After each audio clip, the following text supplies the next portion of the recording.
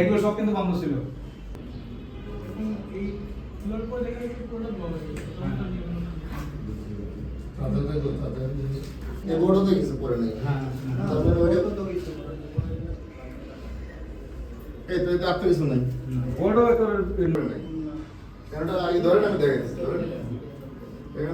আমরা আমাদের কন্ট্রোল রুমের মাধ্যমে জানতে পারি যে মতিঝিল জোনে এজিবি কলোনিতে অগ্নিকাণ্ড সংঘটিত হয়েছে। আমরা সংবাদ পাওয়ার সাথে সাথে আমাদের অধিদপ্তর থেকে সিদ্দিক বাজার ফায়ার স্টেশন থেকে 2টি ইউনিট এবং আমাদের বাংলাদেশ ব্যাংক থেকে একটি ইউনিট ঘটনাস্থলে আমরা এসে পৌঁছানোর সাথে সাথে আমরা এই ধোঁয়া দেখতে পাই। তখন আমরা ভিতরে প্রবেশ করে ধোঁয়াগুলো আমরা রিমুভ করার চেষ্টা করি এবং আগুনটা নির্বাপন করি।